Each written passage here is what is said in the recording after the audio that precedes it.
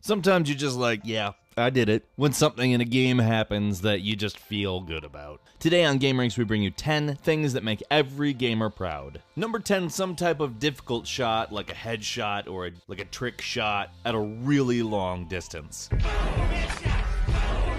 Like, let's say in Call of Duty, you've seen it more than a few times, but it's really, really hard to do. Like throwing an axe or a knife or something across the map in Call of Duty, or getting a full-blown 1-kilometer headshot in Battlefield. You're just sort of aiming, and then on blind faith, you're like, all right, let's do this. And it connects, and you're like, oh my god, are you kidding me? Oh, that's such a good feeling. Like, you want to take a screenshot of it and, like, frame it and hang it up somewhere. And just like, that time. I remember that time. Number 9, landing in the top 10 on any leaderboard. I don't care what kind of leaderboard it is, whether it's an arcade game, or Donkey Kong, or something. It's possible to still do that, by the way. You have to be kind of creative, but it is. Or like in the various Sonic the Hedgehog games that actually have leaderboards before they're hacked. Or even for that matter, just if you're in the top 10 in like a massive multiplayer match, you're like, haha, I was better than all of you. My skills and my effort, those should be recognized. You shall pass down the stories through the ages of how good ASS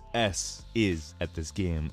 I mean, obviously nowadays they use your gamer tag, but there was a time when it could only be 3 letters, and I would use ASS. Number 8, carrying the team on a kill streak. Like at the end of the game, let's say you're almost gonna lose. Then all of a sudden you're just like, wapow, wapow, wapow, wapow, kill streak. And guess which team won? Oh, it was yours. Or even if it's not at the end of the game, you just carried the team. It was a long stretch where you killed like 13, 14 people right in a row. Nobody even got a shot off on you. And everybody else on the team is like, man, I wish I was that guy. And you know it. And that's why you're like, yeah, I'm that guy. Number 7, pulling off a no-kill run in stealth games.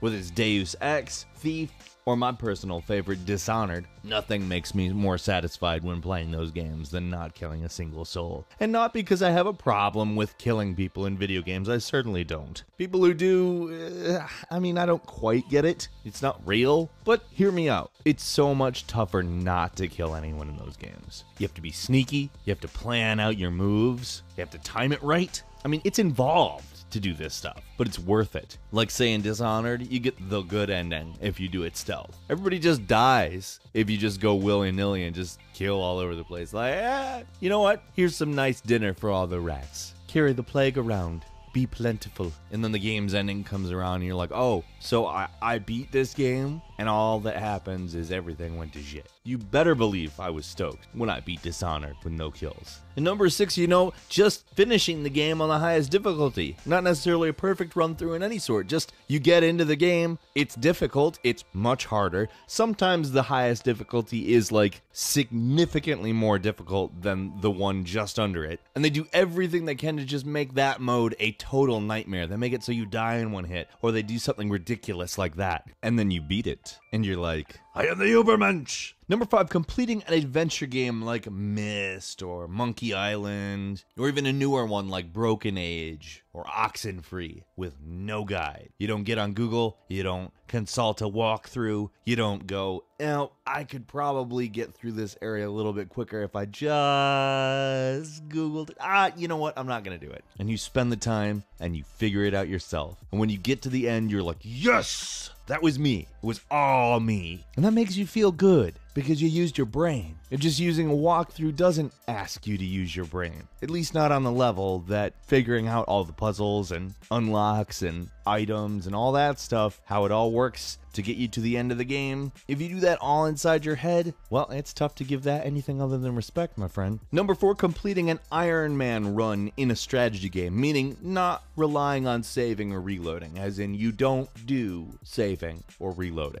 Whatever happens, happens. You have to deal with the consequences just like real life. And if you can get all the way through a game like, say, Civilization, or any of the millions of 4X games that came out recently, some of which are very, very good, you know what? Even if you didn't do great, even if you didn't come out with the highest score possible, you made it. You dealt with things instead of just erased them. Confronting your issues is good in life and in strategy games. Number 3, getting play of the game in Overwatch or MVP and other shooters, you know, like basically an honor at the end of the match, depending on what game you're playing. Overwatch, it's play of the game. And play of the game, let's just be honest here, is one of a few things that Overwatch honors a specific player for.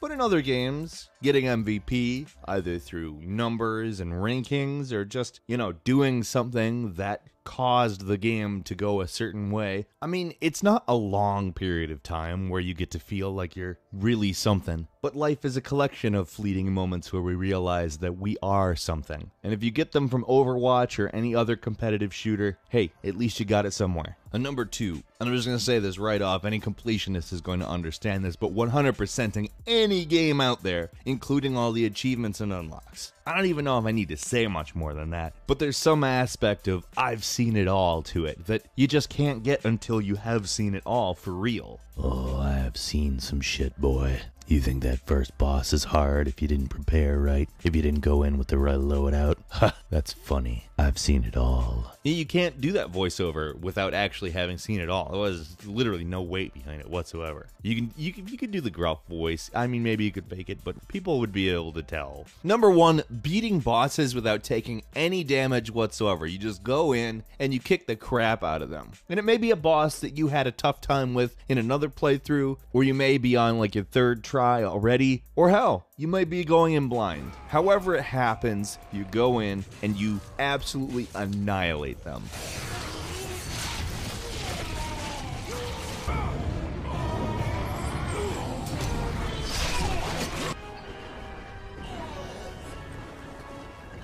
And you're like, what now? Oh, you think you're bad? I beat you. I beat you without getting hit. You are not bad. I'm bad. What makes you super stoked and proud as hell of yourself as a video game player? It's bragging time. Get down in the comments. This is the time we don't want any humbleness at all, okay? No humbleness. If you enjoyed this video, please click like. And if you're not subscribed, now is a great time to do so. We upload brand new videos every single day of the week. The best way to see them first is a subscription. As always, we thank you very much for watching this video. I'm Falcon. You can follow me on Twitter at Falcon the Hero. And we'll see you next time right here on Game Ranks.